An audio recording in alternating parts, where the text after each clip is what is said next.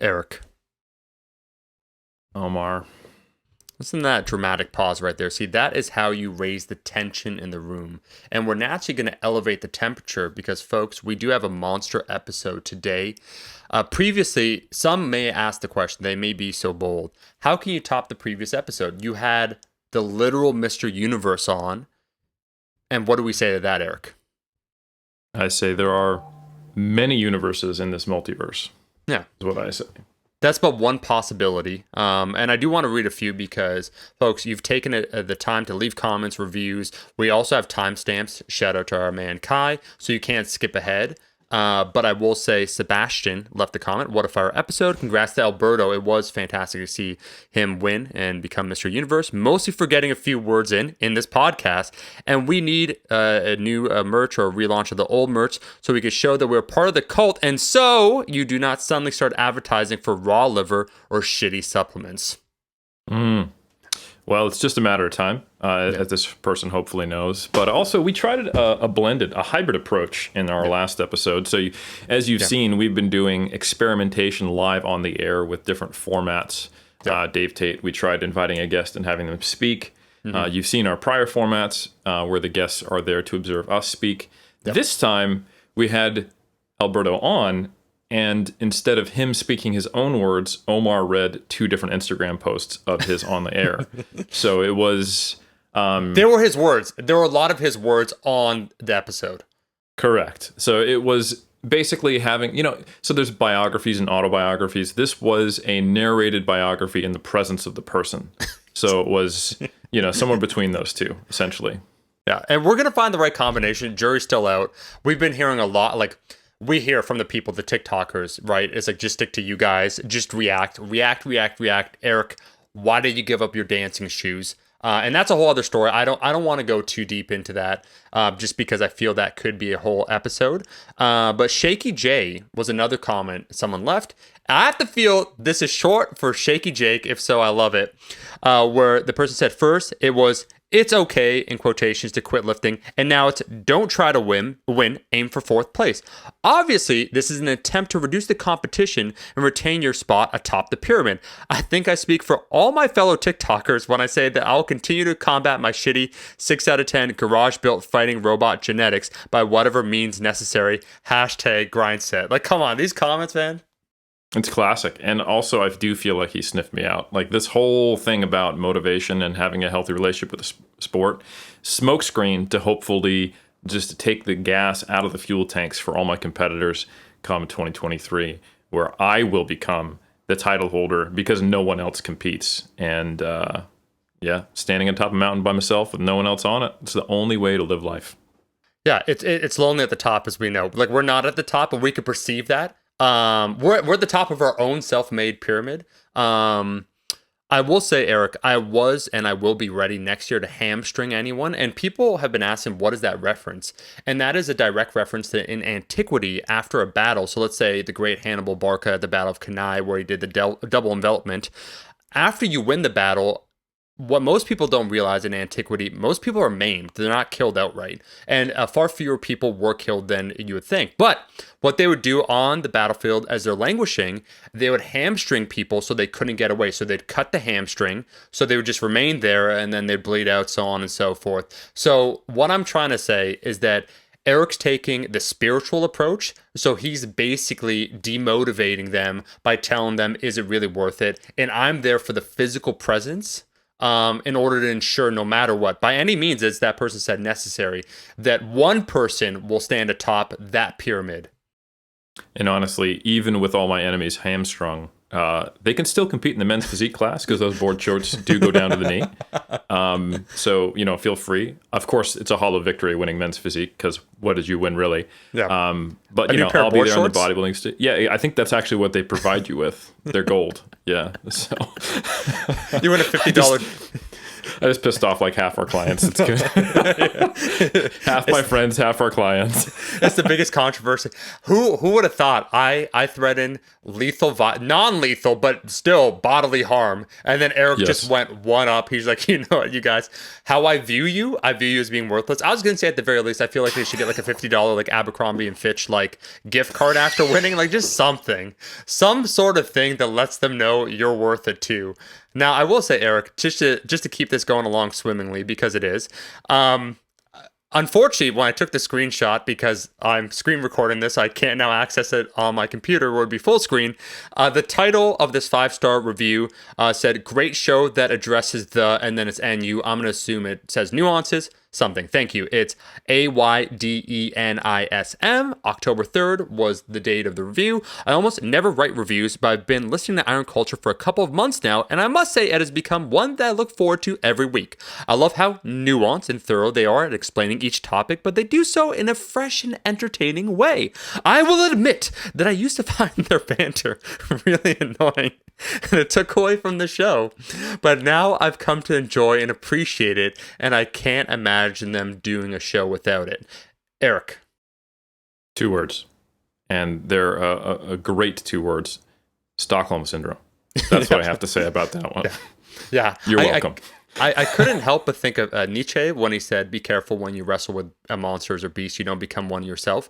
That at first you think to yourself, like, this is ridiculous, and then slowly you become indoctrinated, and then you think other people are ridiculous for not enjoying it. So we basically, it's like that survivorship bias, where everyone who just immediately tuned, they're like, damn, we got Zaddy Helms on air. He's talking about that new meta-analysis, and then boom, they're like, 4 minutes in, they're like, no, I think this is like an April Fool's episode, and they see it's August 21st.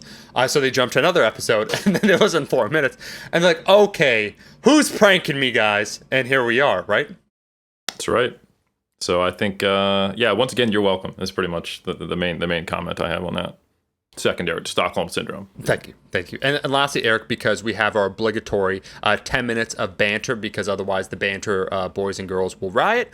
The last review, so there's several. I will say we genuinely appreciate, because reading it back, it's almost like seeing all the references. Some that I've forgotten over time, because there have been, almost 200 episodes, so on and so forth. Like this one, Eric, I forgot we brought this up on air. Like, check this out, man. The title is 225 stars. So it's 5 to the power 5 to the power 5. So Gales 19 said, "What an excellent informative podcast. My commute is only 30 minutes, so I haven't finished the history of the Gravedigger yet, but I can't wait to continue the episode tomorrow. Was the Gravedigger on steroids? Was he an irresponsible influencer? These are the tough questions Eric and Omar tackle that other podcasts like Stronger by Science have been avoiding for years." And that's the type of direct call out of the opposition that we need our fans to make, because we can't. There are powers that be. Certain types of intelligences have more abilities online than others. Yeah. Certain rogue intelligences that may or may not be natural. Not that Greg's enhanced, but he's certainly artificial, I will say. And we need the cult to do their part and speak truth, because we are censored, whether we like it or not. Eric, I will say, have you ever noticed that since Greg announced the Macro Factor app, and with his co-host, the Macro Factor guy, that Mark Zuckerberg has been real silent? Like, the metaverse has just gone down the shitter, and that is because there can only be one seemingly benevolent AI governing the world. Facebook stock has gone down considerably. It is no surprise to you and I. When history is written and we look back at this pivotal moment, we will have said, we knew this all along. This was the switch. This was what was happening. But to most people, like, oh, why is Mark Zuckerberg, this is a true story, Eric, he's attending UFC events. He's starting to train MMA. Like, what's going on? Because he knows there's a Highlander-esque confrontation between him and one Sir Gregory coming in the future. And he's just trying to prepare himself. But there's nothing he can do to prepare for that. No, ultimately, he's going to be trying to put Terminators in arm bars, and it's just not going to work out. You either get on the Macro Factor, or you're not long for this place, and your skull will be stepped on by an iron boot. That's pretty much what it is. So. Eric, did you say, so this is crazy because you were saying something about a boot. You said iron boot here. Someone off air said DOS boot, and we said we got to clear that with our managers here. What are you talking about? You want to say something before we started recording, but of course I showed up late, so here we are doing it live. Yeah, this is something I've wanted to break to you in a private setting, but here we are. Coming up to Toronto again, man. Can't wait. Yeah, so unfortunately, I think this is going to be hard for you to hear. Okay. But it's been a long time coming. Right. But I'm going to have to give you the boot. Okay. The boot. Yes.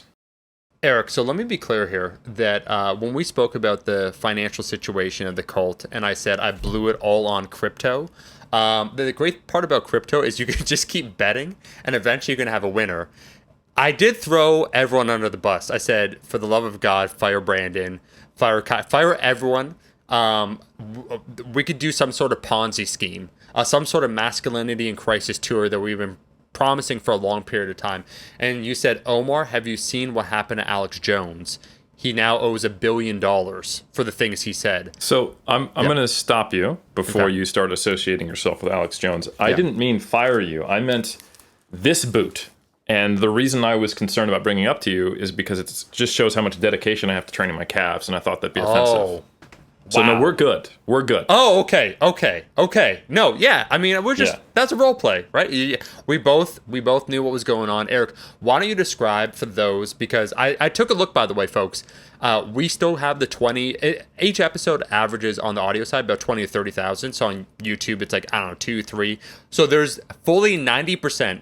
Just the tip of the iceberg are watching this. Eric, describe this, because this is a nice full circle moment here. Cool. So obviously for those on YouTube, you can see that you're looking at this and you're probably going, does Eric have plantar fasciitis or did he injure his foot? No, but you might remember that we had an episode with Dr. Alyssa Joy Spence and soon to be Dr. Milo Wolf talking about stretch-mediated hypertrophy, as well as differences in range of motion in partials and types of training. And one of the things that came up was a study in 2022 by Warnke and colleagues. And what they had was a orthotic device to stretch the calf into dorsiflexion. And there was this study that they did for 6 weeks, untrained individuals, one leg in the orthotic device, an hour a day at an 8 out of 10 like stretch pain tolerance level. So pretty brutal.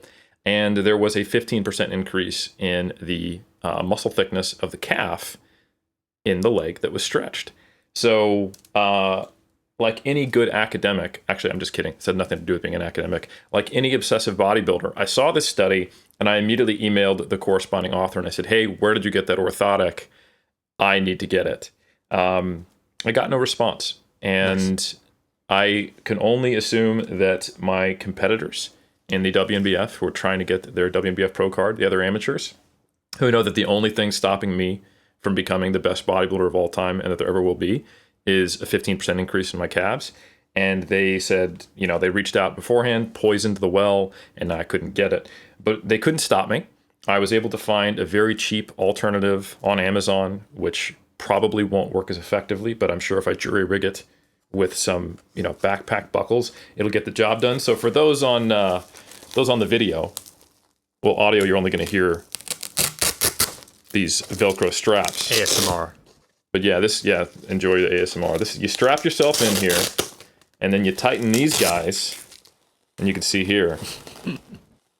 Can you hear that? That's the sound of calf gains. It stretches you into more dorsiflexion. You strap it down. What I'm going to do is add some buckles to this so that it's a little more robust than just Velcro, because I don't think that'll last for.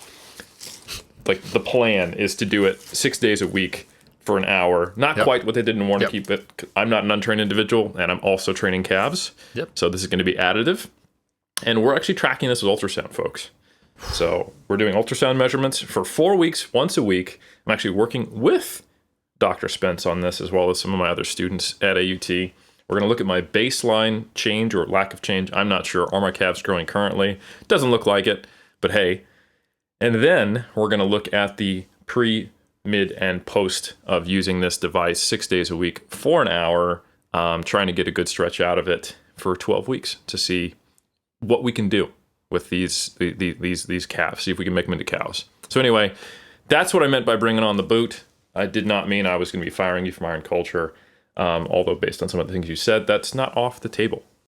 Yeah, I think just for your own protection, Eric, it might be best because I don't even want to tell you about the collab that I had planned. Needless to say, this person is no longer on social media because they are trying to censor them.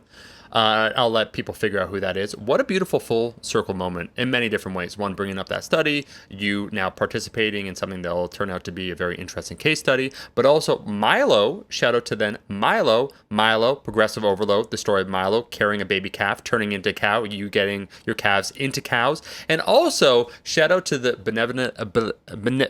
benevolent leader, Eric, because when you think about the pyramid, and people gaze up, what's the first thing they're going to see? Likely. Probably the inner thighs of both of us while we're wearing jorts. That is true. The first muscle group, the muscle group that is closest to them would be your calves. Well, okay, the first thing they're going to see is the calves. Yeah. Where their eyes are going to be, different story. And that's probably what I mentioned first. Right, right. Interesting that we went with us being closed in that example, but I love it. They're going to see the calves. So they need to appreciate the first muscle group they see. So really, Eric's doing it for you, dear listener.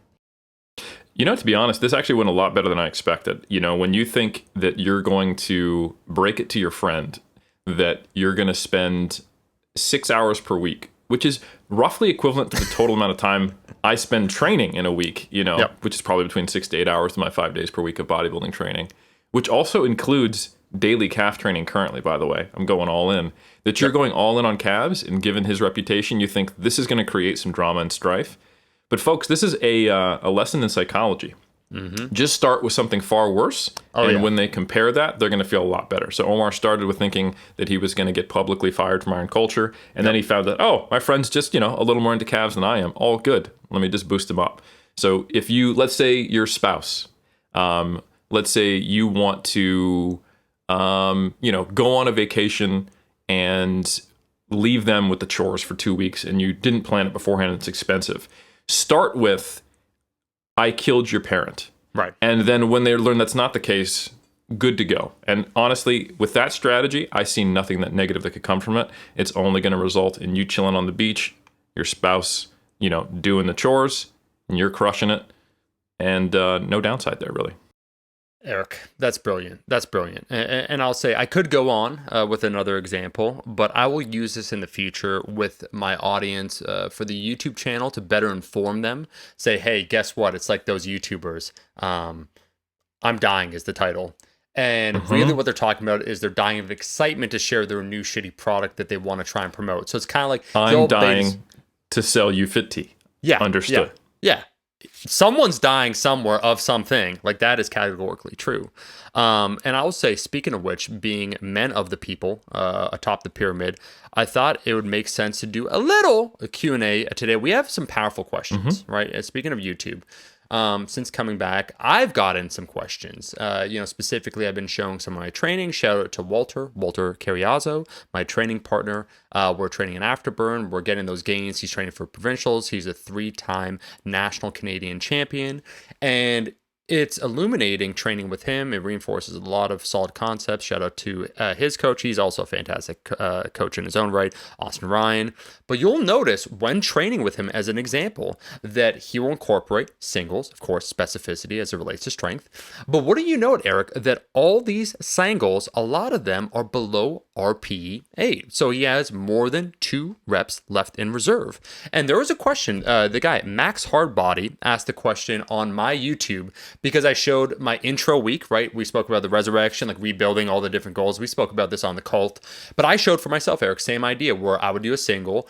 And for someone that maybe doesn't do strength-specific training, it seems underwhelming because, it flew up, man. Like, that's, like, you could phrase it as, that's 80, 87%. Like, you could have done 3 to 4 more reps. Like, that looked easy. Like, why stop there? And I think, Eric, the general now way it's understood, you explained very eloquently on another episode of Iron Culture, the idea of the need for specificity and how doing, like, let's say power building, if you do like a 5x5, is that necessarily specific enough to force strength adaptation? So I think that's generally understood. But the question Mr. Hardbody was asking was, what's the point of doing singles with low RPs? So now we understand the idea that you want to get stronger, you gotta kind of have to practice as you play. So you have to start incorporating some of those singles. But if we know that we're trying to train at a certain intensity threshold, so we're trying to get stronger and we need to expose ourselves to lifts that are progressively harder and heavier, why would we do some of these singles that are seemingly too easy to force any adaptation? So what is the function, Eric, of any lifter to do low effort singles? Well, first off, let me just give a shout out to Mr. Hardbody. Apologies if Omar and I mispronounced that. I'm guessing that's Scandinavian. Yeah. But we always appreciate questions from very real people online. And I would say this is actually something that is a concept that a lot of people don't really get. And I think it's, what do they associate singles with? And I'd say historically, a lot of the time they're associating singles with like the Bulgarian approach. If you tell someone you're doing singles, there's the assumption that they are at a very high effort, that they're singles at a 9.5, or 10 RPE. And also the rationale that is utilized in doing singles is normally an argument for specificity, right? So specificity has to do with a lot of factors, but essentially in powerlifting or Olympic weightlifting, you're replicating the performance that you're going to do in competition. So it wouldn't make sense, seemingly, to not actually replicate the intensity or the load, if you will. So doing a single at, say, a 5, a 6, or a 7 RPE, we're talking about something in the realm of 85 to 88% of 1RM. Something you could do, by definition, 6, 5, or 4 reps with, but you're only doing one of those 4, 5, or 6 reps. So what's the point? And I think a way to look at it is that instead of viewing singles as just a method, like the Bulgarian approach, I think it's better to think about the utility of singles integrated into a periodized approach. And honestly, I think that's a really, really useful thing because, and shout out to Brian Miner for this, I think we're starting to get that it's not the 1, 2, 3, 4, 5 pounds or kilos that you added to the bar last week that resulted in you being able to express more strength this week. It's the cumulative stress. So the ability to progress the load is an example of the fact that there was sufficient overload. So it's a different take on progressive overload. It's not that I'm, within the context of I'm doing a 5x5 program on Monday, Wednesday, Friday. It's not that I did that with, 5 pounds more this week than last week, that next week is going to allow me to squat more. It's actually that the total stress of this program is sufficient that I will have made an adaptation that allows me to lift heavier next week. So with that as an understanding, we start to realize that these very minute aspects of our program, not that they don't matter, but they're not the main driving factor of the progress we make. And something then comes into mind of, well, okay, if that's not it, well, what approach should I take? And what is the purpose of the load I have in the bar? And essentially, it's to meet the specific adaptation thresholds that I need. So now we see the benefit of things in a not in such a vacuum.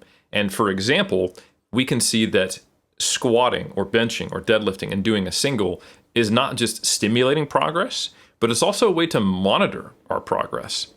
And not just progress, but also the state of recovery, or what we might say in sports science is our readiness, right? So if we bring this all the way back to another concept where we had a couple of guests on talking about velocity-based training, what really distinguishes in the mind of a lifter when they do a single, they look at the video and they gauge what was that RPE, is how quickly could I move that bar?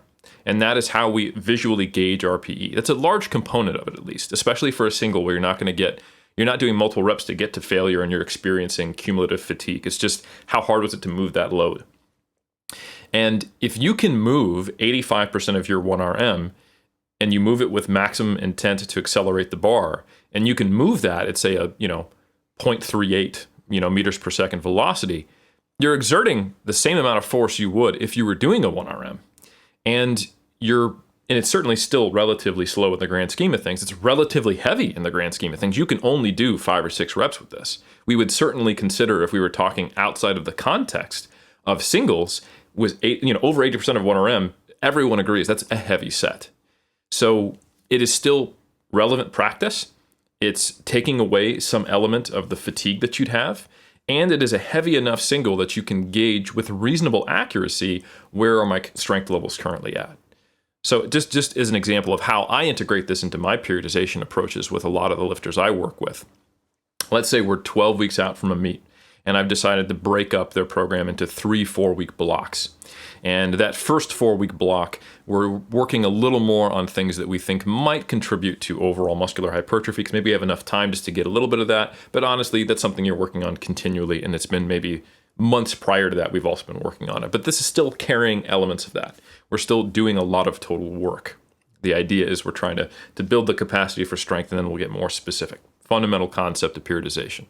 So that means because I'm doing more exercises, more accessory work, higher reps, I'm training with more volume, that's where most of my recovery capacity is being eaten up. So do I have the ability to do a whole bunch of regular frequent singles at a high RPE to maximize specificity? And would I even benefit from it if I'm still 12 weeks out from a meet? Not so much. However, I do want to have an idea of where my strength levels are at. And I also want to get some low-hanging fruit practice at a reasonably high intensity that will help bridge these blocks together. So when I shift to doing heavier work, it's not a complete surprise to my body, quote unquote, if you will, or it's able to smooth those transitions along. So what I might do, as an example, is once a week on the squat and the deadlift, I'll work up to a single at, say, a 5 to 7 RPE. And that can even progress through those 4 weeks. And then say twice a week, I'll do the same thing on bench because it's a little easier to recover from. And this is just kind of a stock standard example. And then after those top sets, I'll do my back off work. Probably higher reps, maybe the same exercise, maybe a variation, moderate repetitions, closer to failure, and then I'll do my accessory stuff. In that middle block, we're going to bridge it a little more. Now we can increase the frequency. Now we're doing squats twice, bench 3 times, deadlift once, and we're working in a 6 to 8 RPE range. So now we're getting a little more specific.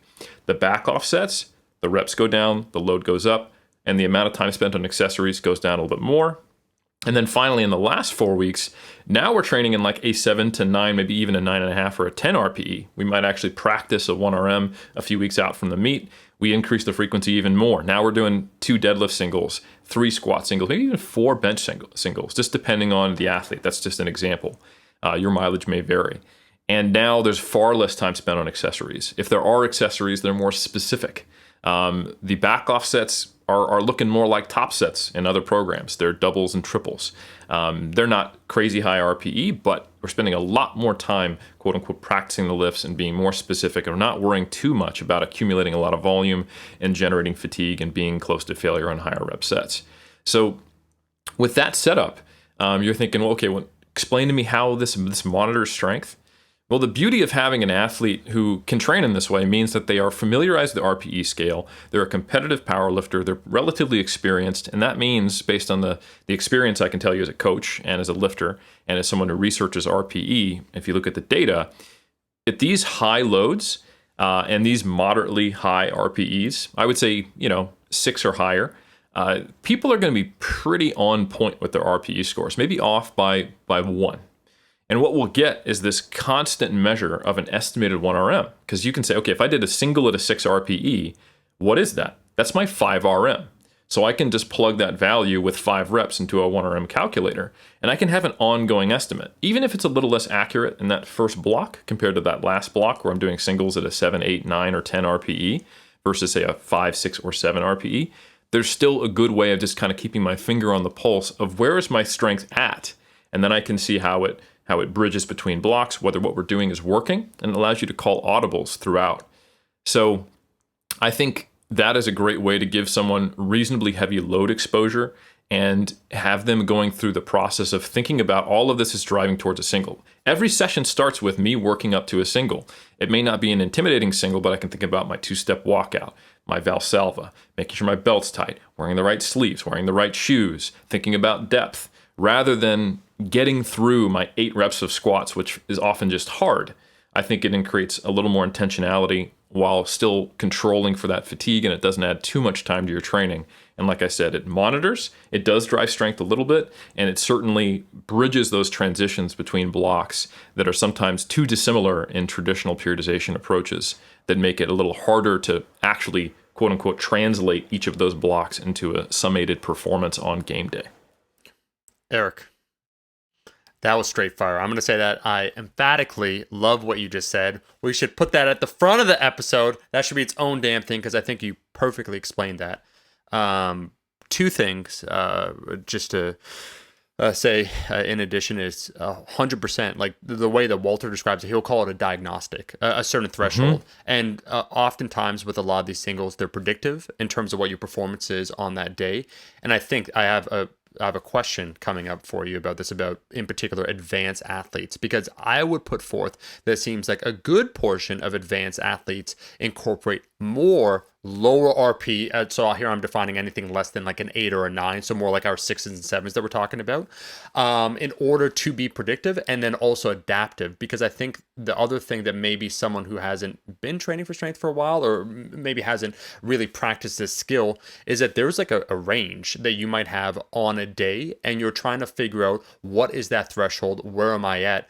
And there is always this nebulous conversation. And when you brought up a Bulgarian, the method I was thinking of was kind of like West Side too, like where people associate it. And it's like max effort, Eric. And it's not only max effort physically, but then also mentally, because there's that component. And that's what I was going to get to, of being a competitor, of strength being a skill, of being habituated to performing said single, of getting there, that at least as an outsider, like shout out to Taylor Atwood's IG, like when I see it and I see how they build, like with the strength guys, like Ben Escrow, Jason, and how there's kind of like a logical sequence of events, but you'll see his exposure to singles being lower.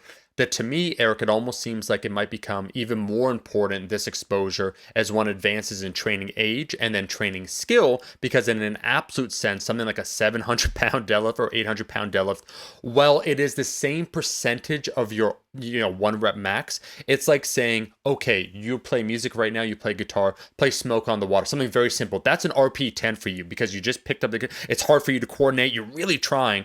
But in an absolute sense, the skill required to play like Mediterranean Sundance, something that's far more complex, like a Django Reinhardt piece, it might be your same RPE, but all the necessary skill components that go into performing that are a lot more. And so it kind of makes no sense when you have to get the arousal, except like all those things, like whatever factors, however we want to define it, for an advanced lifter. I've observed, it seems like not that they're training less hard, but they're being more intelligent where they pick where to apply their effort, because to apply the effort to get where they need to be is a lot more than for a beginner or intermediate. I'm curious. I don't want to take too much time, but I'm very aware. Mr. Hardbody's question, I think your answer was like literally perfect, the best I've heard on the explanation. Any commentary about that in terms of observations of different subsets of the population, why we might maybe see that a little bit more amongst some segments? For sure. I think you do have to think more about the fatigue side of things as you become a stronger lifter.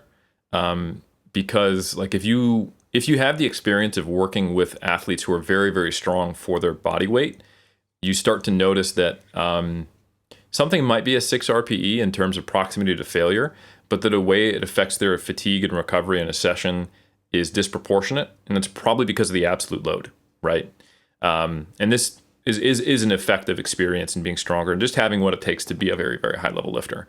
Like if you take someone who can squat 3 times their body weight and you ask them to do a set of 8 on squats to a 6 RPE, so let's say, a set of 8 with 70% of 1RM or something like that, that on paper shouldn't be that brutal. And, like NSCA textbook, be like, yeah, get right back after it after 2 to 3 minutes. It's not going to happen. Yeah. Especially in heavier weight classes, because the energy expenditure is just a physics calculation. Even though the proximity to failure might not be, the output from someone doing, like, let's take a relatively extreme example. If you think of like someone who's 1,000-pound squatter, like a Jesus Olivares or a Ray Williams, right? And if they're going to do 70% of that, it's 700 pounds, right? Yeah. That is a monumental squat just in and of itself to do 1 rep with, in terms of just absolute strength levels.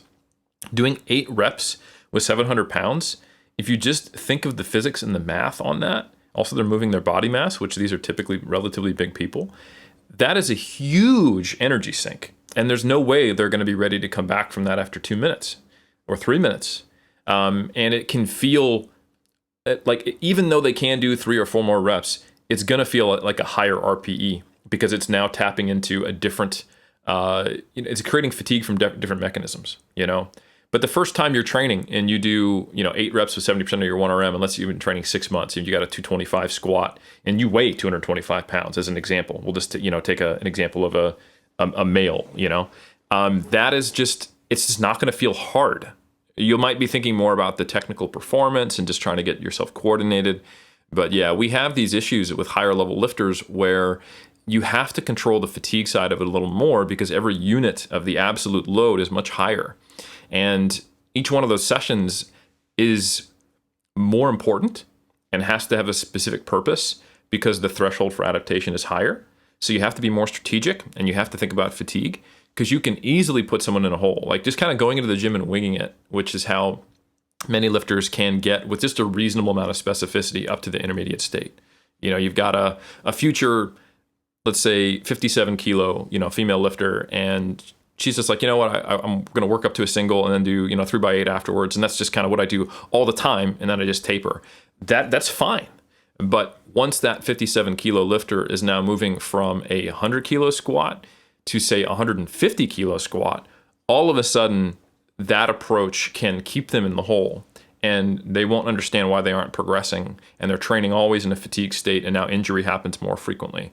So I think when you're looking for these higher level adaptations, there's something to be said for quote unquote tuning things in, like you mentioned, but you're basically looking for the maximal ROI for that thing. Like, what is the least stressful thing I can do to get the adaptation I need?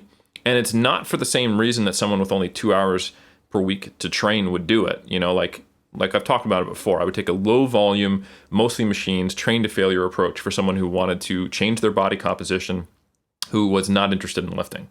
Your typical just kind of for health person is like, hey, like, your family member comes to you and says, hey, I'm going to start training twice a week for 30 minutes. What would I do? You'd be like, do a circuit and do, try to hit close to failure, knowing that they probably won't. Use these machines, therefore there's less of a learning curve, and you're going to get the biggest ROI, the most bang for your buck. Similar concept, but totally different application. Now we're looking for how do I minimize the fatigue, not because the person is, a novice and a beginner and probably won't like that. We're not trying to maximize time efficiency because they're only going to train 2 hours a week at most. Now we're doing it from the perspective of they have limited resources to apply to some extremely challenging adaptations that they're trying to make because they're already a highly advanced lifter. And they need to train a lot. So we actually have to have some semblance of recovery for their 4th, 5th, or 6th session in a week. And their sessions themselves might take an hour and a half to 2 hours to get through to get what they need to accomplish. So you have to start being a little more tactical is probably a good way to put it within sessions, and then strategic from a bigger perspective as you get higher and higher in your training age. Eric, you know what my toxic trait is? I have many, but you know what one of my primary ones as it relates to iron culture? No, do tell.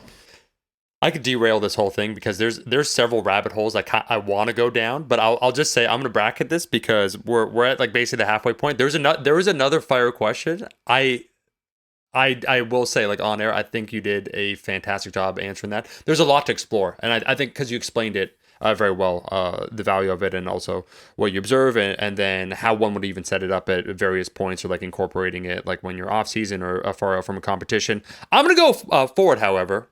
We're just gonna do it. We'll do it live because this is another good question. Like shit, this question could be its own episode. We'll see. Like maybe we'll come back to it, or we'll see what people say. But another question, Eric, some people have been wondering, and you're seeing it's a similar kind of category of like intermediate or advanced lifters, like approaching that era where they're trying to understand some of these more nuanced conversations, like singles, getting stronger. This one by Chad Powers. He wants to know, are gains linear or do they come in spurts for the advanced lifter? Because it seems from an observation standpoint that on occasion you will notice, and let's say we do believe this person A, person B, they are natural, but they've been training for a long period of time, Eric. So at least 5 years. They made the newbie gains. They've added the 20 or 30 pounds, however amount. And then at some point, they will have that spurt over a period of a year or 2 years. Doesn't really matter. Where they gain more than what they've been gaining over the previous years.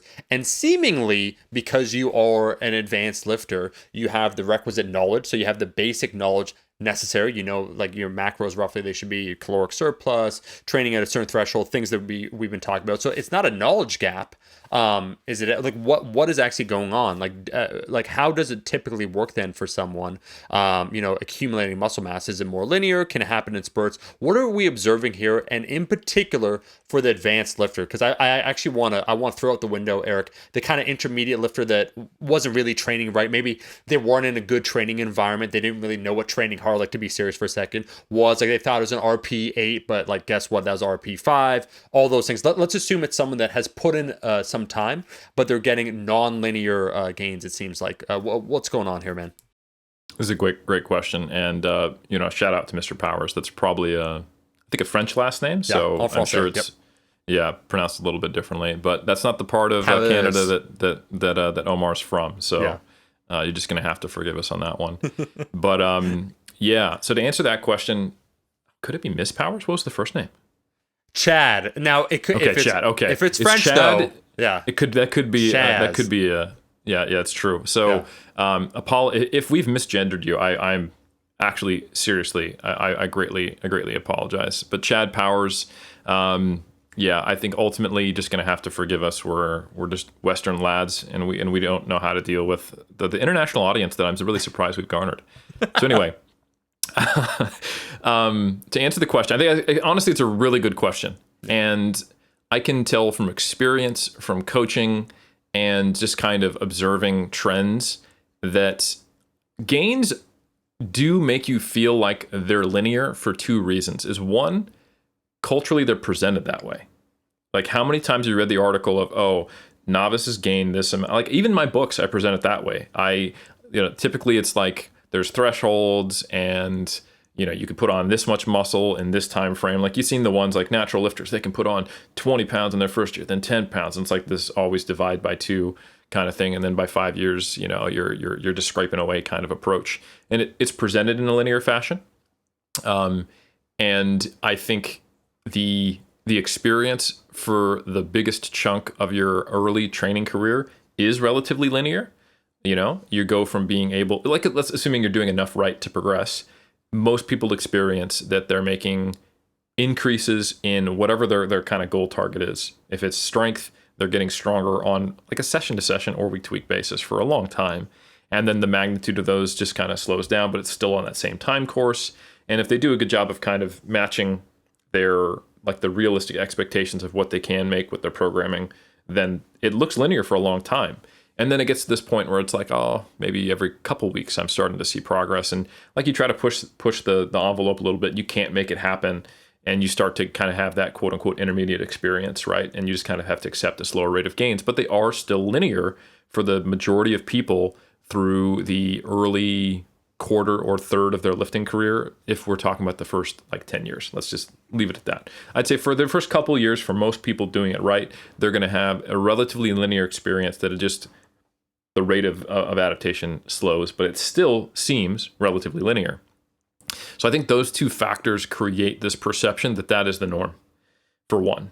But I will say that in my experience, after kind of that phase, it is super spurty. And also, you redefine what good gains are the longer you're in the sport. So I think another thing to remember is that when you're following influencers or athletes, you're not making an objective value judgment on the progress they've made. You are doing that a little bit, but you're heavily influenced by how they frame it. Like I had a lot of people message me like, dude, that was an awesome PR. So good to see you making progress when you deadlifted 260. But let's be real. Like if I told you, hey, In the last 7 years, I've put 7.5 kilograms on my deadlift because I did pull 252 in training one time and 250 in comp. They'd be like, wow, so you're basically plateaued. But instead, I was like, lifetime PR, man. This is awesome. Like, look how great it is. So I do think that framing creates a certain framing for the listener. And that's really relevant because when you're a high level lifter and your baseline has been, generally stagnant or at a very low response rate, when you see very small gains that would be considered just week to week progress early in your career, they are now framed as a spurt. But are they? Well, sort of, The experience, I can say, is one that gains after the early phase, intermediate, become more spurty because you have periods of a plateau and then you make progress. Now, why is that?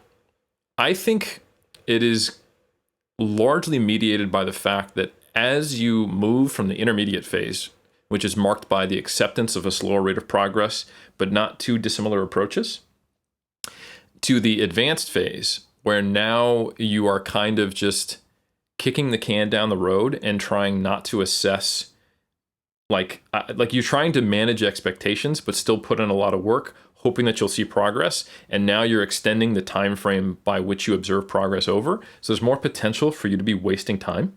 Like you're trying something out that you think will produce after this 12-week block, a 5 to 10 kilo increase in 1 or 2 lifts, right?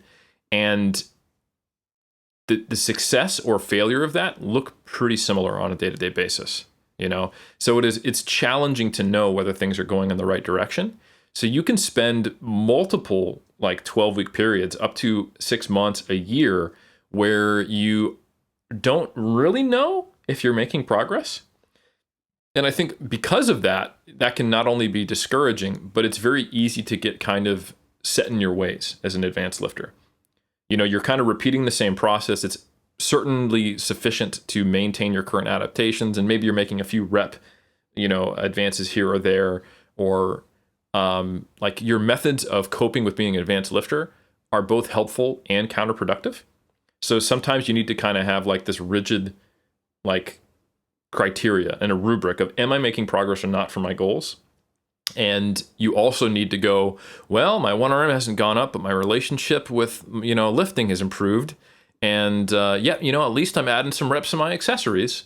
Or, now I'm focused on not just strength, but also I want to go through a hypertrophy block. There's all these lateral, all the things we've talked about in iron culture many times on the coping power hour. Those are useful to keep you in the game, but they can also in the short term put you in a position where you're always finding the silver lining when it's actually not there, right? I mean, it's good. It's there. It's good that you're lifting, you're staying healthy, you're pushing forward, you're finding new ways to appreciate what you're doing.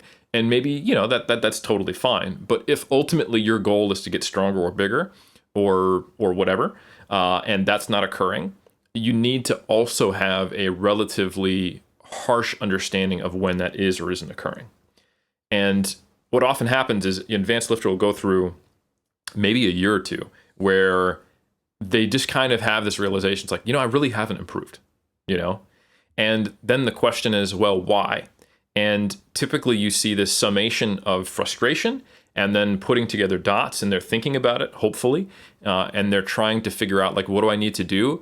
And then they reach this precipice where then the next thing is a decision. They change their program in an informed but also relatively drastic way. Maybe they have been trying to hang out at too low of a body fat. Maybe that was their goal, right? To be walking around relatively lean, and that was the piece that was not allowing them to progress.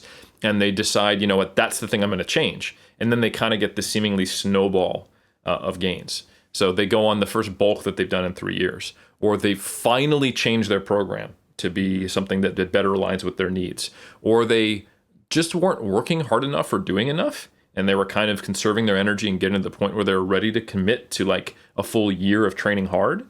Or they reestablished a kind of diverse set of goals into something a little more focused. Instead of trying to improve muscular endurance, strength, hypertrophy, and aesthetics, and they're doing a bunch of different things which they were able to accomplish, but nothing was really moving. They've got it all, but they're not progressing. Then they go, right, I'm going to focus on strength.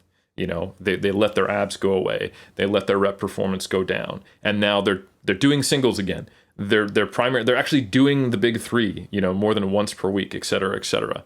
And all of a sudden they kind of get this landslide of gains. And I'm exaggerating with that terminology, but essentially what you see is intermediate level gains in an advanced lifter. Yep. They're seemingly progressing on a week-to-week or block-to-block basis. They're regularly posting about it. They're motivated, and that actually spurs further progress.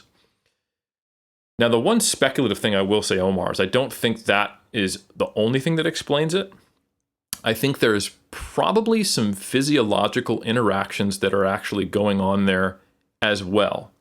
And I think when you have been relatively stagnant in your approach, or you're holding back like one thing that could allow you to progress, I do think that the gains are actually a little more spurty than linear. And it's almost like every little piece, and I'm speaking very generally, I'm not using specific physiological terms because I don't have clear like explanations mechanistically or physiologically to define this. But you see hints in the literature, which I'll get into in a second. But I feel like all of the pieces in your body, like all of the adaptations your body can make, but doesn't have those final pieces or the connections between them or the energy availability or what have you, or the specificity. You've done everything else, and it's just kind of waiting for you to do the right thing, to do a little more with the same program, to eat enough to allow yourself to grow, to not just do 5, 6, and 7s and 8s, but actually jump in some singles. And then you almost get like this, I'm going to say muscle memory effect, although I don't think that's exactly what it is. But you do get some of like a delayed effect. Like there is this, like it wasn't like you were doing nothing, you were actually cultivating something that seemed to result in a spurt.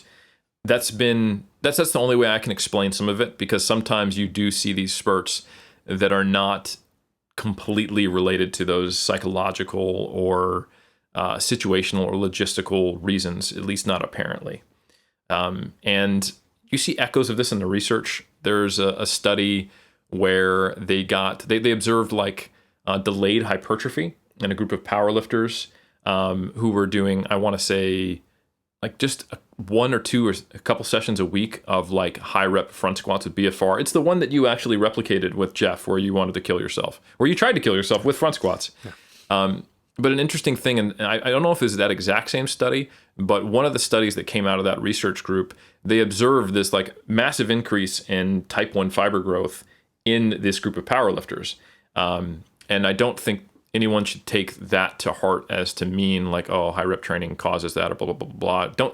Don't think about that individual finding enough, but do realize you've got a group of powerlifters training a certain way. They're on a powerlifting team, and they're given a very, very novel stimulus for what they're adapted to, and they see this hypertrophy response. The other group doesn't grow at all, just maintaining their normal squat protocol. So I think that does happen sometimes in in similar ways. You are essentially adapted in all the ways you can to what you're doing, but you have not included the piece that will allow further progress, and you make the right change at the right time, and you kind of get some of that debt that was accruing back. At least that's what it seems like. Again, I don't have like solid proof that is the case, but that has been my experience. And I have in my personal training, I have these relatively extreme differences between the way I train, because like, for example, in 2020, I was doing Olympic weightlifting. And then I shifted over to doing a bunch of different strength sports. 2021, I focused on powerlifting. And then this year now I'm focusing on bodybuilding. So I do notice these fast changes in my physique, when I switch from a powerlifting approach to a bodybuilding approach. Certain muscle groups just seem to kind of reflate back to where they were really quickly. Or for example, when I did that first powerlifting meet after doing Olympic weightlifting, like I don't know that I could have squatted more than 170, 180, 190, but it was within 6 weeks that I was able to squat 210, 215, and that's obviously regaining old ground. That literally is muscle memory and like motor learning memory. But I think that does explain a lot of sometimes of what we're seeing. Is you'll see an advanced lifter who's at kind of like 95% of a bunch of different areas, and their body is just ready to push them past that. But they finally pulled the trigger because of all those different factors, and you see it. Eric, I thought you were just going to say it's testosterone, but I'm glad you went into that. Yeah, it's like it was all that. Just reject the premise. You said, they're not that they're not going on an anabolic cycle. No, every time you see a natural lifter make gains after 5 years, they've jumped on gear secretly. That's actually what's happened. Yeah. What is the actual explanation? Now, Eric, a few things, man, and please remind me after this point because I want you to respond. I want to put some respect on your name, but we're going to circle back to that because I think in the first place, one thing that we have to agree upon is that every single pound of muscle someone gains is not the same in terms of its influence on your physique. And what I mean is that when you gain your first 20 pounds of muscle, it's very common to gain 20 pounds. We've seen millions of people do it, so it's unremarkable, right? Someone going from a 13-inch set of biceps to a 14-inch, it's been done before. The way someone looks, probably because it's a confluence of factors like their leanness, they're probably the same level of leanness, maybe even a little bit softer. It's hard to really see that progress. However, one of the things, so besides, if someone's talking about, progress in terms of an absolute sense of quantity, so let's say they were gaining, hypothetically, 1 pound of lean muscle, like 0, and then 1 year they gained 3 to 4, totally possible, and everything that you mentioned. But I think another factor that makes people seem to be in a rarefied category is simply that at a certain threshold, an additional pound or 2 pounds make a very noticeable difference on one's physique as they start separating themselves from that category of intermediate lifters. Like if you think of the distribution, like let's say 70% of people are beginners or like early intermediates, like 30% or 25% are intermediate lifters somewhere in there, and then the 5% advanced. And from that threshold, much like, a bodybuilder, like a natural bodybuilder, when you'll see them compared to someone like, take someone that's like a powerlifter in an equivalent weight class. And I don't know, Eric, I'm making this up, but there might be like 6 or 7, 8 pounds of absolute muscle difference relative. So the bodybuilder is just leaner at that same like weight category than the powerlifter. But they look, if you compare them, like the bodybuilder just looks more aesthetic, like proportions, everything else. That every single pound of muscle one gains. So even though progress might slow down, how you're perceived as compared to other people, I do think that's a dramatic difference. And then the second thing I wanted to say very quickly, when you talk about the spurts or different training styles, not trying to use myself as an example or anything like that, but you do get set in your ways. Like I do think you're absolutely correct. And so one thing I want to kick this back over to you, man, and then I'm going to put some respect on that name, is that I think an underrated component, what I was going to mention, is switching shit up. And what I mean when I say that, like, look at you, where you did some strongman training, you did some weightlifting, you did then powerlifting, bodybuilding. I think coming back to the same position and having a fresh perspective can sometimes be more powerful long term than just sticking with it, becoming set in your ways. Kind of without us recognizing it, I'm 100% guilty of this. Like kind of. There's a certain acceptance that washes over you. We're like, oh, this is where I'm at, so on and so forth. That when you take time away, like my weightlifting diversion was disastrous in terms of an athletic performance standpoint, but in terms of a new infusion of like motivation to train for powerlifting or like for aesthetics or those things, and just reevaluating some of the things that I did, it was extremely powerful. And I think just in general in society, we sometimes attribute too much to like, oh, someone's steadfast, they're consistent, this is what they're doing. If we think about it, if we accept some of the things that you said, Eric, that there's a certain threshold. So if you're not experiencing progress, that something needs to change, likely in order for you to spur upon that last bit or the remaining progress that you have.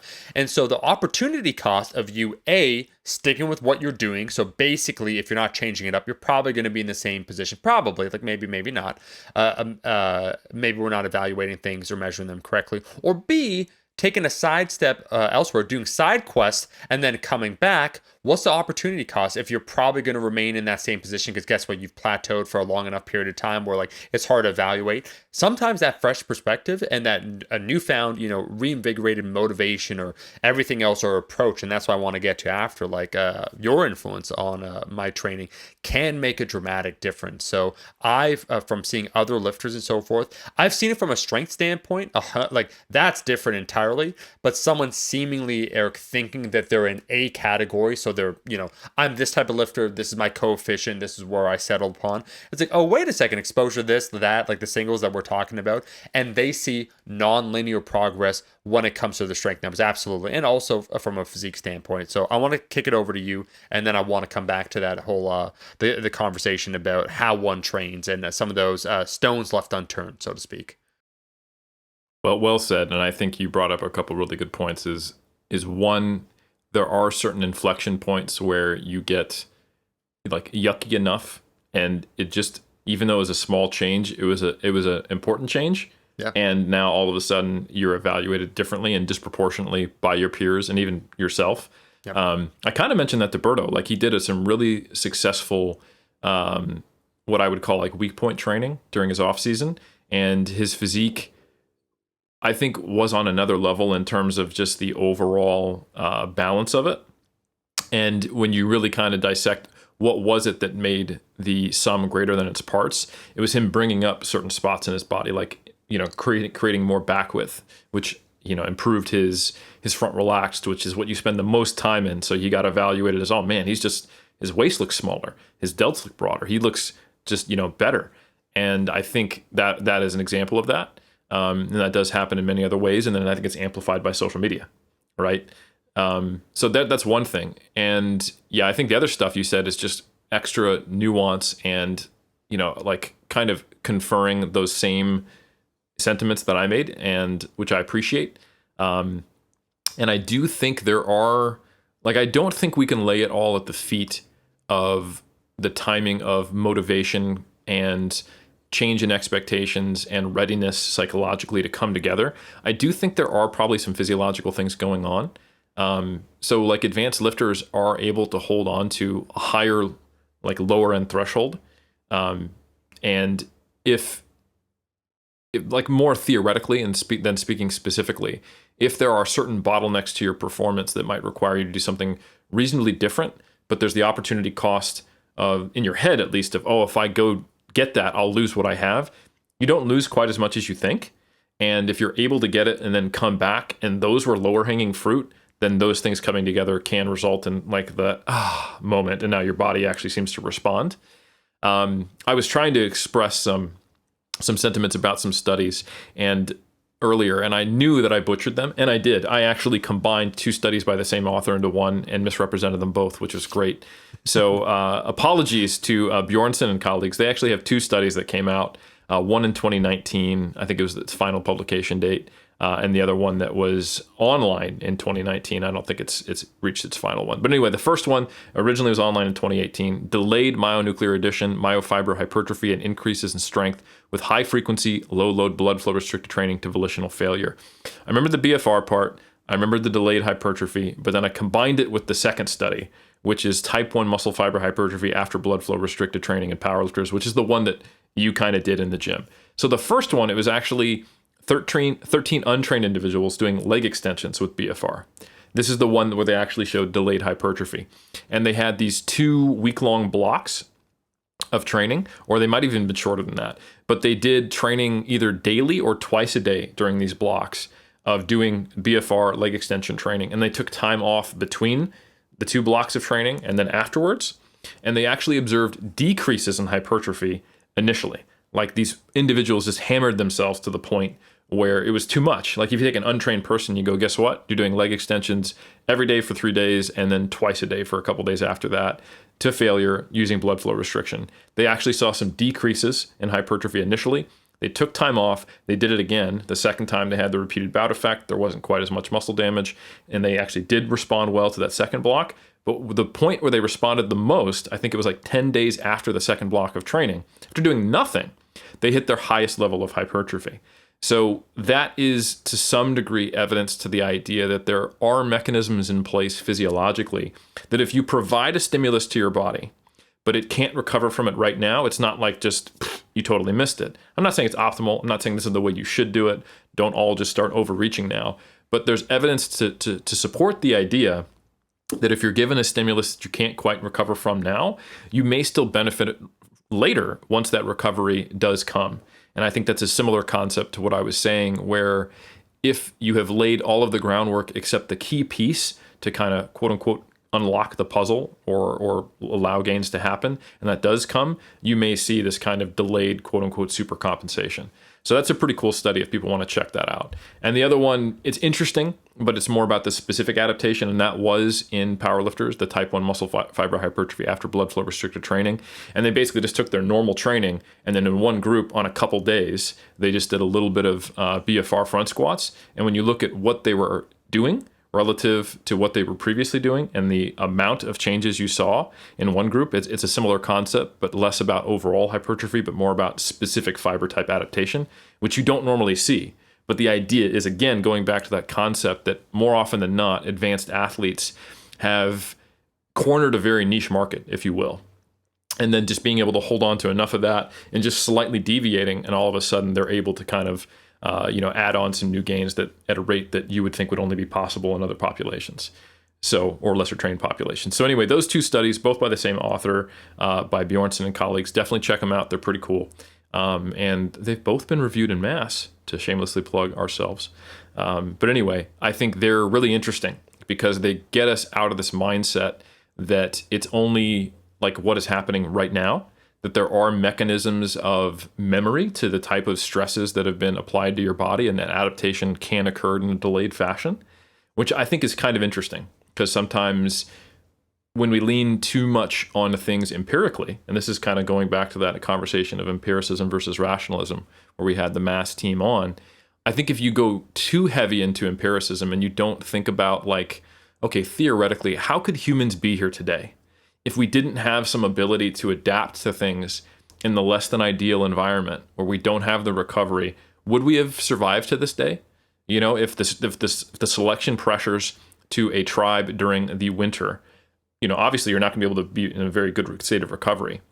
And when you finally make it through, you would think it would probably be helpful to the species to be able to then make some advances forward, progress, recover from those things. And I think having that kind of theoretical but not empirical understanding of the way that physiological systems adapt, that's helpful, and it puts some of these findings into context. And that's something that I would be, you know, comfortable speculating about before I had the data.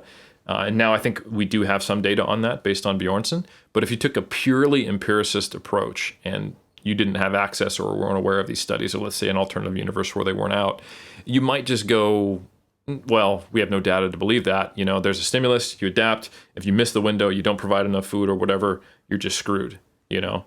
And I don't know. I mean, that's probably true in some cases. I'm sure there are limits to the quote unquote memory or to what this applies to. And it may not be the most efficient way. It might not be ideal, you know, putting yourself in a position where the training you're currently doing now, you can't recover from and can't benefit from, but you might down the track. But just the fact that it can happen, I think, is interesting and might be related to the phenomena we see in advanced lifters who, when the stars align, they do actually see a landslide of gains. When the stars align, we're big believers in astrology around here, and I knew that's why your moon sign and my sun sign, when they were aligned, that we're meant to be. I'm gonna put respect on your name now here, Eric, and then there'll be after that. I think the follow-up question that most people would be wondering concerning this topic, but the other thing, like let's zoom out a little bit. The question, growth spurts being linear, so forth for an advanced lifter. I think, at least from my perspective, and I think this is entirely relevant to me, that we need to define where you are in your lifting career, and you could be at two different places in two different categories. And what I mean when I say that is that for myself, I would say I'm more advanced, certainly when it comes to strength training, that I've invested a lot more years in that. But I wouldn't say necessarily from a hypertrophy standpoint, my total potential, that I'm at that exact same equal point. In fact, I'd say I'm way further back. And one of the more interesting parts during the pandemic, Eric, when we were discussing, and that's why I do want to give a shout out to you.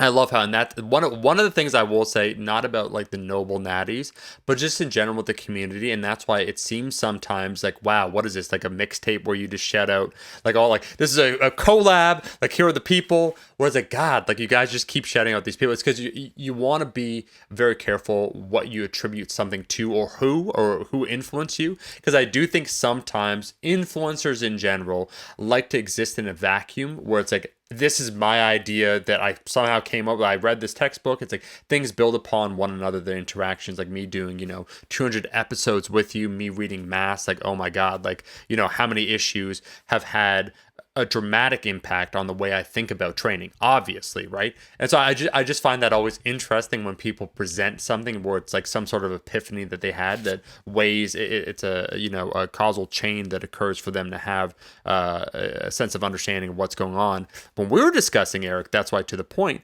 something I stepped away from, and I'm not trying to give this is my example here, but it is an avatar of understanding a certain segment, I think, of the population, that for a long period of time I was stuck in a little bit of a rut in terms of my training, my approach, where I would have the combination of utilizing some of these compound movements both for strength and hypertrophy. So it's kind of like, have your cake and eat it too. Like, of course, like, you love lifting heavy. Hell yeah, I do. You want to push the hypertrophy? Well, you could use the same movement. I'm like, hell yeah, sign me up. But there came a point in time where, my body was getting more grizzled, where it came to things like squats, where, mentally I could show up, I could be there. The recovery standpoint was absolutely not. So using, let's say, as a neat example, the squat as both the main hypertrophy vehicle and the main strength vehicle at some point wasn't the best return in terms of what I wanted. It had gotten me to a certain point, but it wouldn't get me any further. And so, to summarize it very briefly, my exposure to singles, speaking of which, like, that's actually an entirely relevant question from Mr. Max Hardbody, of doing like 6s and 7s and being more specific with my strength, I was able to make astounding progress where I had that knee issue, I remember, like 2 years ago and change. I was doing a bunch of singles, some triple work, a few accessories, some accessory work not related to just the compound movement of the squat, built the squat back up, hit the PR, yada, yada, yada, yada. But also what's funny is zooming out until I had that elbow issue, that I was looking back, Eric, at old footage from now a year ago when the Bittner came, and I was looking at which I didn't put because I was like basically MIA from YouTube. I was filming some content, and I am going to be arrogant here and say, your boy, I was looking at because I was speaking with you, where basically I transitioned over exactly what you're kind of talking about before, where I would do, because I love to lift heavy, I would do like a squat single, and that would be it. Like, for the squat, Eric, that was it. I would do like 420, blazy, like, cool. Then I move on to the hack squat. I was doing, oh my God, leg extensions, like all these crazy movements.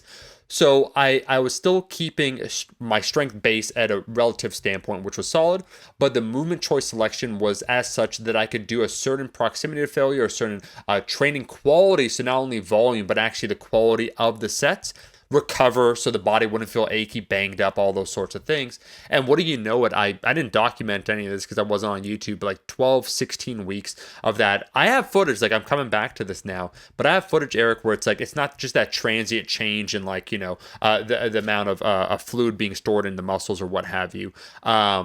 I just have not been training in a way that's conducive for pure hypertrophy, and there's many stones. The point of me saying all this long-winded sequence is that I also think the question that must be asked, at least for my portion of the audience that might be more inclined towards strength, is that, like, are you an advanced lifter? Like, are you in this category that, like, you are at the point, really, dog, where you can only gain 1 pound of muscle, or have you been so lasered in? Or we could flip it to the other way, right? We could flip it the other way if someone's just been training for hypertrophy and they think, oh, I'm a 4 or 5 squatter, man. That's just what I do because I've squatted like a few singles in my time. It seems that's why I rested. I'm like, well, maybe that's not even close to your potential, man.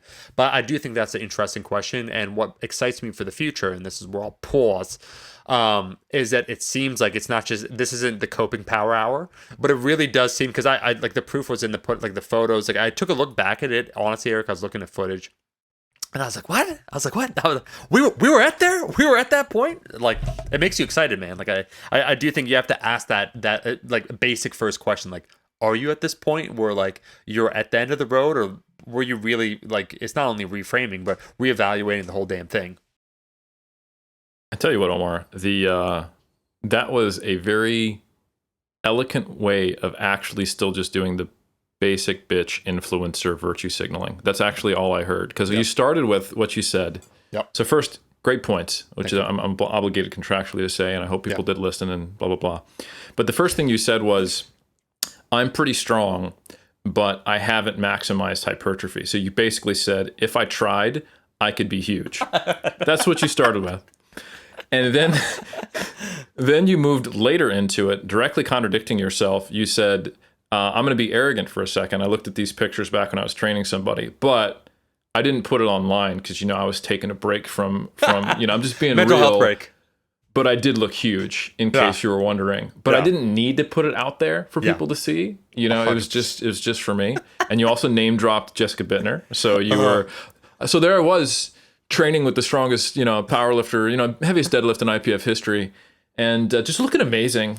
And but anyway, I've got far more to go, and it just gives you hope, So anyway, the lesson is that something about you, and I'm sure I've helped you now. So anyway,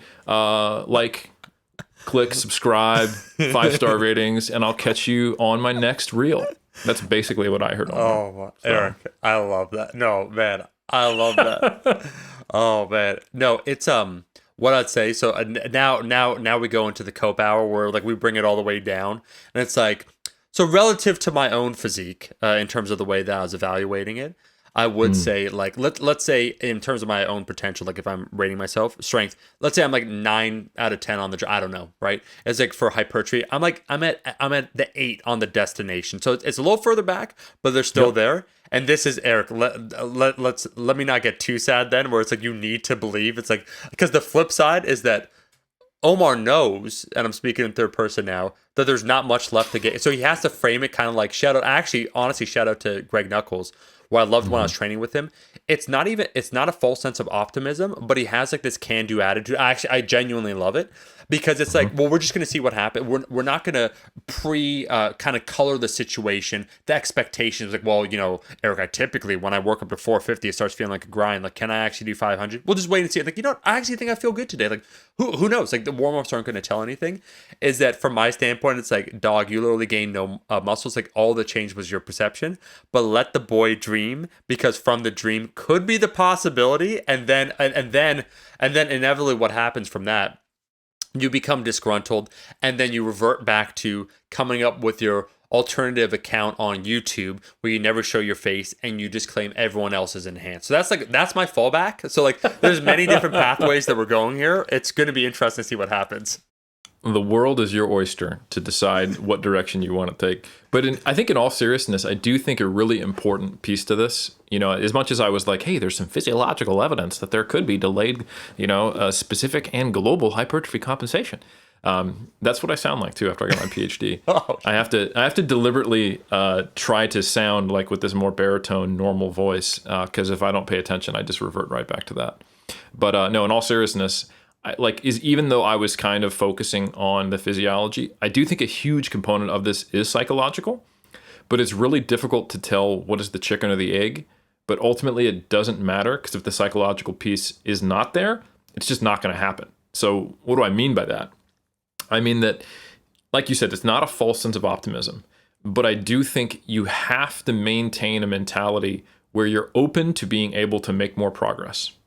If that openness is not there, ultimately, there's no good that can come of that. There's no reason to put in the work, or in some more extreme cases, it's just so easy to rationalize into doing even less work and actually backsliding. And so you also have to think about, okay, what's the worst possible negative that could come from it actually being false hope, right? That you can't make any more gains. You try and you don't, and you're in the same place you were, but you're enjoying lifting. You have a goal. And then you could argue, well, that's going to be even worse on the back end. Like, but will it? And someone who can kind of create that false hope, like eventually you're going to have a last hurrah anyway. You're going to have to face the music, as we've talked about. So I think whether that openness allows for the possibility where you do make gains and then you prove yourself, quote unquote, right on the back end, or the openness doesn't result in it, it's still the key component that if you don't have it, there's no chance. Right? You resign yourself to maintaining where you're currently at. So no matter how you dice it, whether it's the chicken or the egg, I think you do have to cultivate a mentality towards training where there's always the possibility of making more progress, so long as you're in that phase of your career where you care about progress. And I do think you eventually will get to a point, and I mentioned, when we had Alberto Nunez on, that he and I both expressed in different ways that we're probably going to be like Masters 3 lifters still, still competing in bodybuilding. I guarantee you we're going to have a different mindset then. And that is probably the way it should be. But until we have to have that different mindset, I think this is a key component, that you do need to have that that openness to the possibility of making progress. And I think that may also be a large contributor to why there's spurts, because I don't know that you can maintain that 24/7, because you don't get to make gains 24/7 in advanced lifter, or you're literally not an advanced lifter, you know? Yeah. So I think there are some mental barriers to getting yourself back into that place over and over. Like, and sometimes it's fear-based too. Like, all right, I'm going to try another bulk, but what if I just gain 20 pounds of fat? And then you kick that can down the road. You don't do it for 2 years. Then you finally do it, and you're still like, well, shit, I'm just going to have to assume this is not going to be 20 pounds of fat, you know? And then you laugh and look back on it like, oh, I gained 20 pounds of fat. At least I tried, you know? Or maybe you put on 5 pounds of muscle with that. So I think like that's some of the psychology that goes into it. You're always balancing the opportunity cost with the downside, with the upside, and you're not really sure what is possible, but that is what you turn into a positive thing if you're going to get anywhere. Eric, very, very practical last question then that I think will apply to most of the listeners. Are we playing Stonehenge? Are we playing Stonehenge? Yeah. I mean, we're going to play every location where we're not banned. I'll just put it that way. So 100%. Because here's the question, my friend. How does one know that they're at the point that they are plateaued, like maybe where they need to reevaluate, or they're being impatient?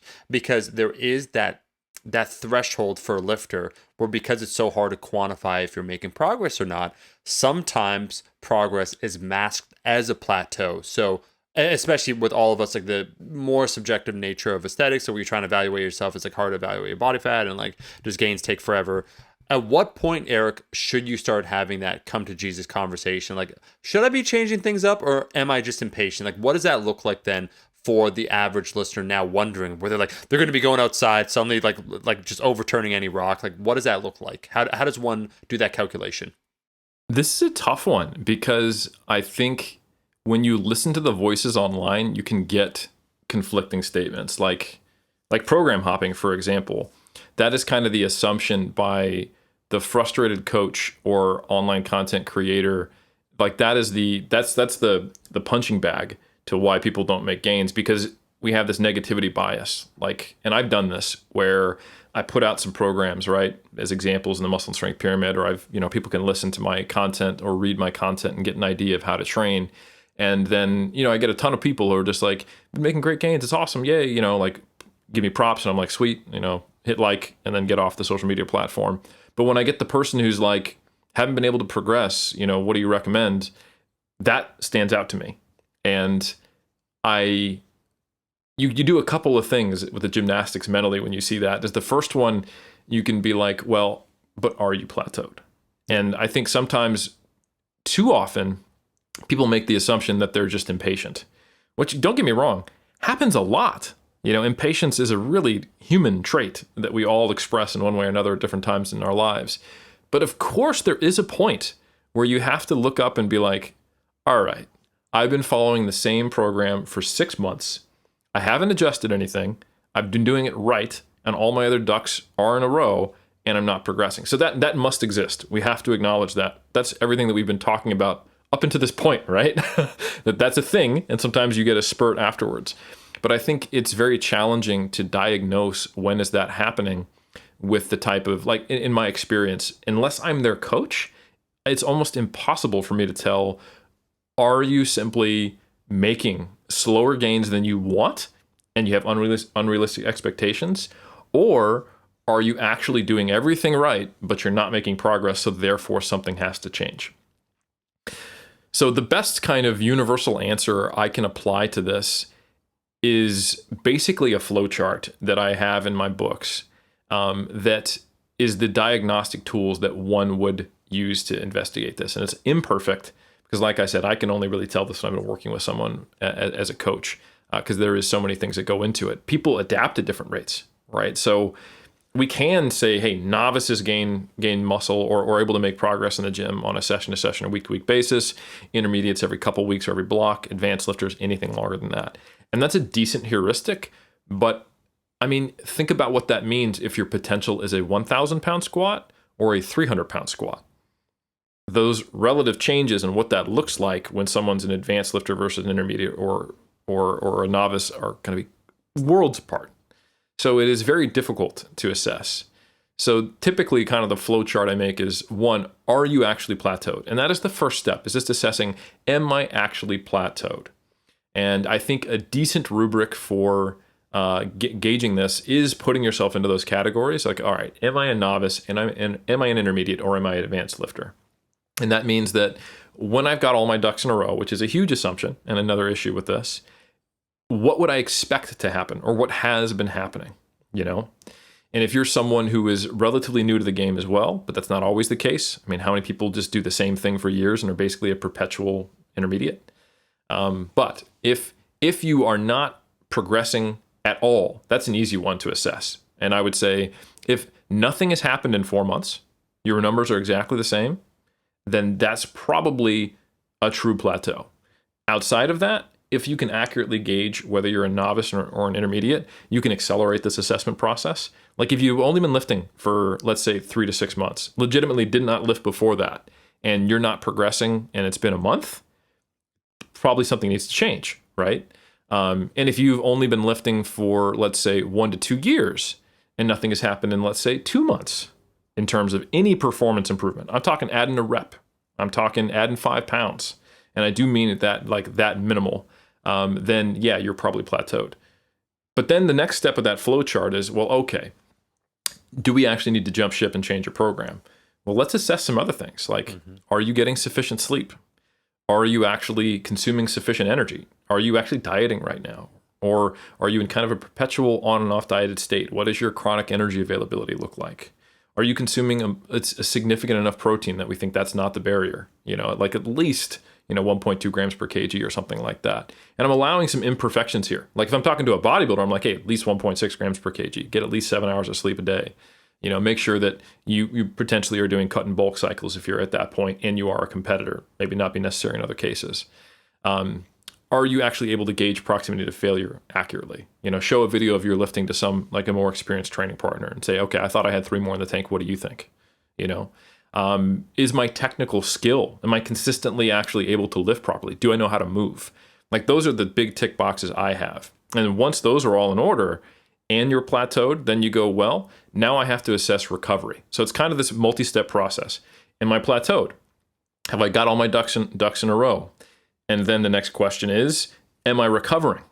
So what is my subjective and objective experience? Am I constantly sore after my training sessions?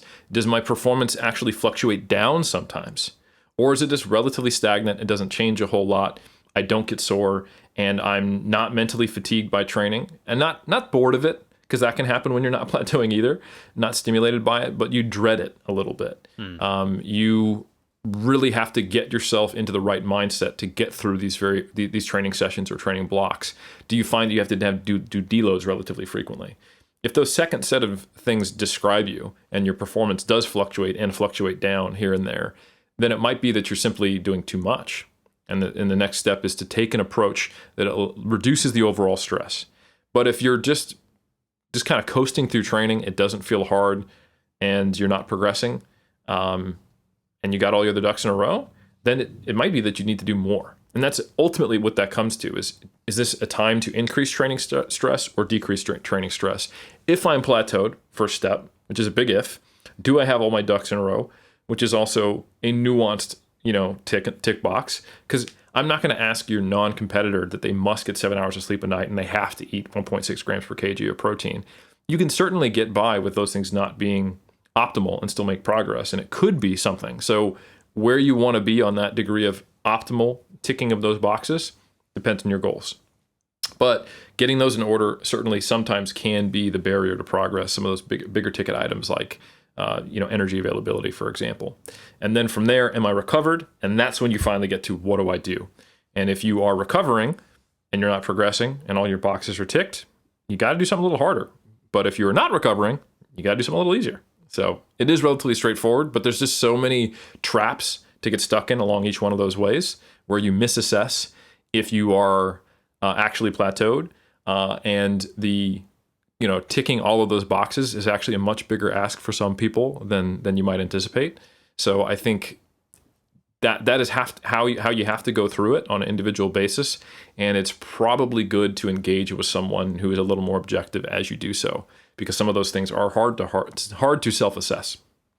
Now, Eric, what if the issue is far more serious? What if they have blueberry biceps? Well, first is blueberry triceps. That's an important distinction. Yeah. And those take away from your biceps. So even though you are making gains, right, it may be that you're clearly blueberry-shaped triceps, which don't look anything like blueberries, and I don't understand where this name came from, are actually like you're making gains, but you shouldn't be making those gains. Shouldn't. You've inadvertently grown massive triceps, something that just happens to people all the time. Yes. I did one kickback. So, what's funny? I was trying to remember that reference, and I was thinking in my head, like, obviously, a bicep. If you think of the bowl, like, it's shaped more like a blueberry, you're like, nah, man. The reference that person made was a which is amazing. I don't know where on the blueberry resembles a tricep. Well, if you haven't had the unique strain of horseshoe blueberries, then you haven't been living, because those are the best fruit, obviously. This very real fruit. No, Eric, I will say, man, in closing, it's only a paper moon. I think you did a fantastic job. There were many places we could have taken that strength question. I think you also answered the question as it relates to linear progress, especially as an advanced lifter. What's actually going on and what are we seeing? I do think it's also important, like that's why I'm joking when I say to be charitable for some of the people that, like, you've seen it in your practice as a coach, where all too often we could be dismissive. Like if something seems kind of like out of the ordinary, well, wait a second here. So this is someone who's been training for a long period of time and they're actually gaining, they have a spurt that's occurring. Like what is the plausible that you kind of revert back to the like, well, here's what the progress you should be making. Let's temper our expectations. And I think sometimes because the rest of the industry is hyperbolic with the claims, that sometimes in the space, not that the expectations are tempered too much, but because you have to decondition someone from certain assumptions that they make, that some of those other aspects that we're talking about, like the mental aspect or any of those other things, get undersold a little bit because they're a little bit harder to describe in accurate, articulate language that applies neatly to everyone, as opposed to like a quantitative method of evaluation, like when it comes to like strength or like what have you, but is nonetheless also important. So I just want to flip it back to you, my man. Is there anything you want to say in closing about blueberry triceps? Apologies to the originator of that phrase. To that TikToker, Blueberry Boy 23, named after Jordan, shout out. Anything you want to circle back about that or anything else? I will just say that there is probably no TikTokers who would actually call out Jordan, because that is an old man sport hero. But hey, I could be wrong. Maybe I'm just, people do get older. Like Dave Tate said, if we're gonna keep shitting on TikTok, pretty soon it's going to be us and our parents on there, and it'll be some new platform, and we'll just have to eat that crow. Hopefully at that point we'll be so senile that we forgot we said that in the past, so it won't matter. But no, I have nothing to add, and I will leave it there because I'm not saying anything of substance.